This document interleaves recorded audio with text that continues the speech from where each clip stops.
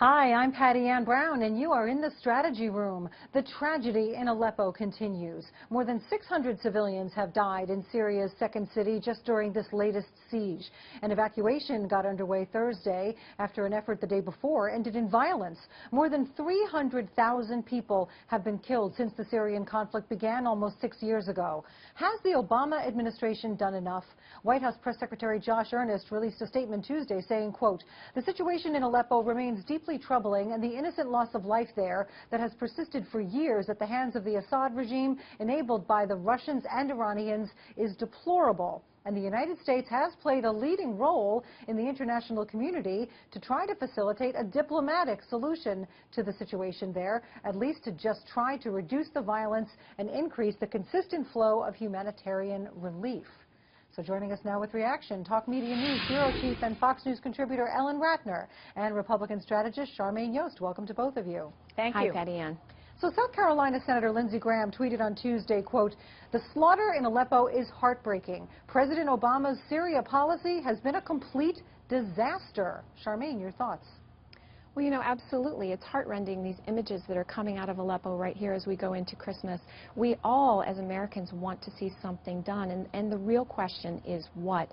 Really, frankly, this president has left us in a situation of a completely destabilized Middle East. The Iran deal that he gave us has equipped and given us a situation where America comes off looking weak. And what we are hoping to see coming out of the Trump administration is a greater sense around the world that Americans will respond with strength, projecting into this conflict the idea that Americans do stand for something, and that we won't sit by with genocidal situations spiraling out of control. You know, frankly, one of the more troubling things that we saw was the images this week of Ambassador Samantha Power at the UN looking at tyrants and saying, "Have you no shame?" You know, and so many people were saying that that was a good response, but frankly, it really is an indication of more of a weak approach of expecting tyrants to have shame. That's not the American way. The American way is to go in and to project strength into a situation that has been completely destabilized,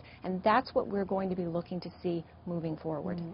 Back to the current situation, about 4,000 civilians and rebels are expected to leave Aleppo under this new deal. It was brokered by Syria, along with Russia, which backs Syria, and Turkey, which backs the rebels. The deal leaves Aleppo, which was once a rebel stronghold, under the control of the Syrian president, Bashar al-Assad. Ellen, your thoughts on how the Obama administration is handling this? Well, you know, I think actually I disagree on the issue of the Iran deal. I think it was probably the best that could have been done at the time. However, let's just talk about Aleppo. There are things we promised to help the rebels. And so if we're going to do that, we could do a food and medical drop via airplane in the area. We have not done that. I was around, I'm an old bat, and I was around during the time of what happened in Rwanda, when we also didn't do anything, and we knew about it, even though supposedly we didn't know about it. We did know about it. And the fact is, we could do more to help these people out, and that's what we have got to do. It's not a matter of strength. It's just a matter of really helping people out that we said we were going to. 300,000 dead, millions displaced, refugees. Critics are blasting President Obama for ignoring his own red line back when Assad used chemical weapons, and also for sticking with diplomacy instead of moving to a military solution. So soon we're going to have a President Trump. Charmaine, what do you feel he needs to do?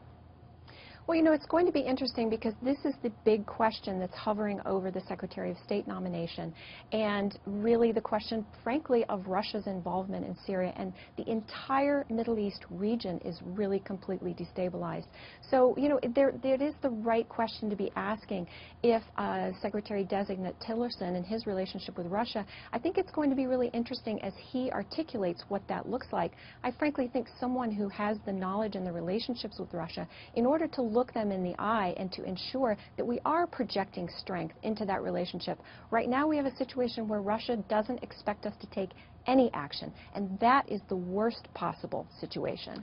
Ellen, some say that President Obama chose to stay somewhat on the sidelines because U.S. intervention might have made things worse, and others say there just wasn't enough public outcry for him to get involved. Are either of those valid? Listen, I think that the president could stay on the sidelines. I don't so much have a problem with that in terms of military intervention.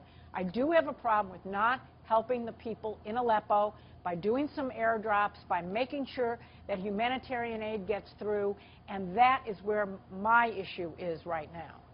All right. Ellen and Charmaine, thank you both so much for joining us. Thank you. Thank you, Patty Ann. And for complete political coverage, stay right here at foxnews.com. I'm Patty Ann Brown. Thanks for watching.